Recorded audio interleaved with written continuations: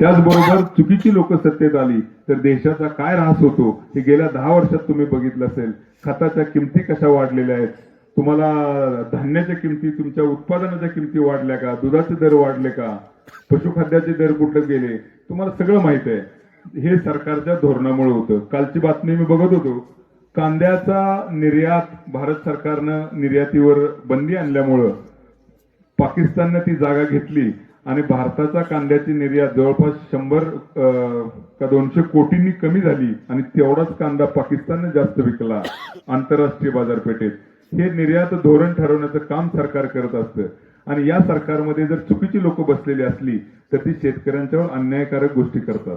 म्हणून चुकीच्या विचारांच्या, शेतकरी विरोधी, सर्वसामान्य लोकांच्या विरोधातल्या सरकारला आपल्याला खाली घेणं हे अत्यंत गरजेचं असतं. म्हणून हा वैचारिक लढा आपल्याला सगळ्यांना एकत्रितपणे द्यावा लागतो.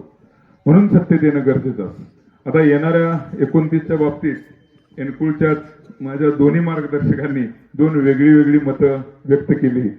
खडे सर म्हटले की तुम्ही आजच घोषणा करून टाका आणि सुरुवात करूया, आणि दुसरीकडे आमचे अर्जुन भाऊ दुसरे खडे सर त्यांनी सल्ला दिला की जरा दमाने घ्या, पुढे काय काय होतंय बघूया. तुमचं काय मत आहे? कोणाला वाटतं उभं राहायचं? हात वर करा. नक्की ना? काय करायचं अर्जुन भाऊ?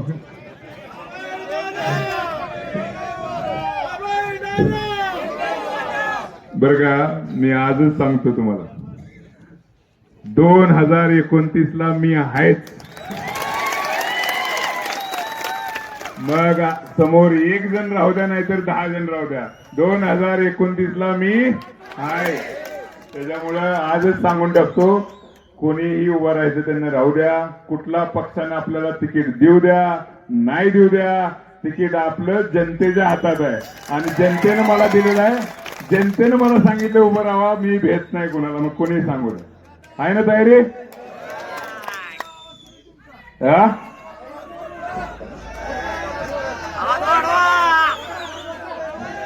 काय म्हणलं?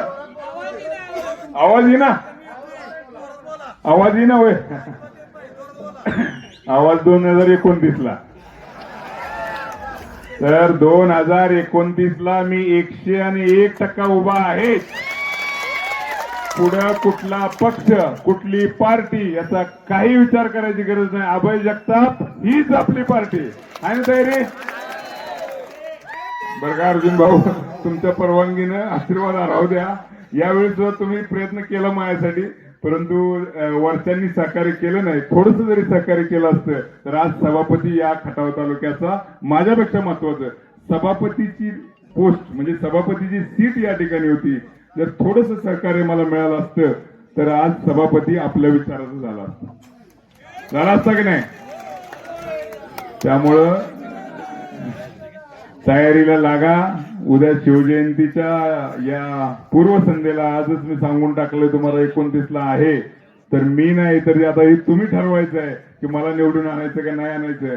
त्यामुळे तुम्ही ताकदीने तयारीला लागा. येणाऱ्या काळात जास्तीत जास्त ग्रामपंचायतीमध्ये आपला गुलाल असला पाहिजे.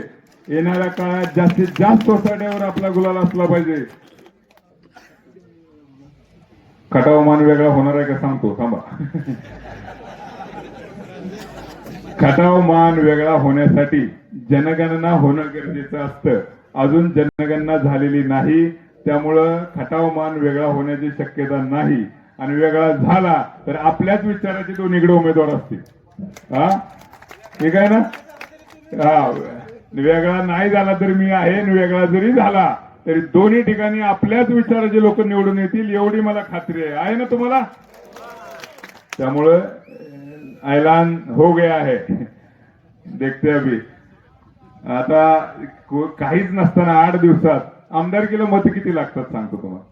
मागच्या वेळी जिंकलेल्या उमेदवाराला मतं पडली 1.5 लाख, हरलेल्या उमेदवाराला मतं पडली 1 लाख, दोघांची मिळून झाली 2.5 लाख. घासून जर उमेदवार इलेक्शन झालं तर 1.25 लाख, बरोबर? 1.25 लाख. आपण किती मिळवली कातर खटाव गटात? 12,000.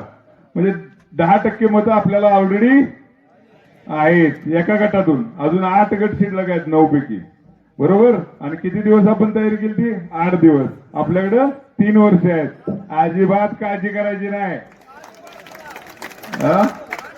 6 दिवस तयारी केली ती.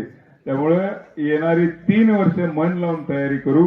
आपल्याला कुणाला पाळायचं, कुणाशी लढायचं याचा विचार करायचा नाही. आपल्याला चांगल्या विचाराच्या लोकांची एक साखळी बनवायची. कुठंतरी आपला तालुक्यातल्या प्रत्येक घरामध्ये आपल्याला समृद्धी पोचवायची आणि त्यासाठी निवडणूक लढायची आहे. त्यामुळे पुढे कोण आला, काय आला याचा विचार करायची आपल्याला गरज नाही. आपल्याला आपल्या स्वतःच्या आणि तालुक्याच्या समृद्धीसाठी ही लढाई जिंकायची आणि लढायची आहे. आहे ना सगळे तयार? शाबास.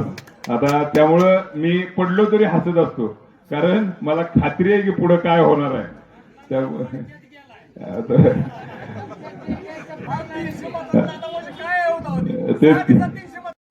आपण इतका वेळ इथं शांत चित्ताने थांबला, सगळ्यांचं ऐकून घेतलं आणि मला जो भरभरून आशीर्वाद, भरभरून प्रेम जे तुम्ही दिलं त्याचा मी खरंच कधीही विसरू शकणार नाही. मी तुम्हाला कधीही विसरू शकणार नाही. आपला सदैव ऋणी राहीन.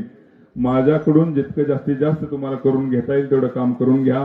मी कुठं कमी पडलो तरी मला तुम्ही सांगा की मी सगळ्यांचं ऐकून घेणारा नेता आहे. मी कुणाचंही, अगदी गरीबातला गरीब असू द्या, श्रीमंत असू द्या, सगळ्यांचं ऐकून घेणारा व्यक्ती आहे.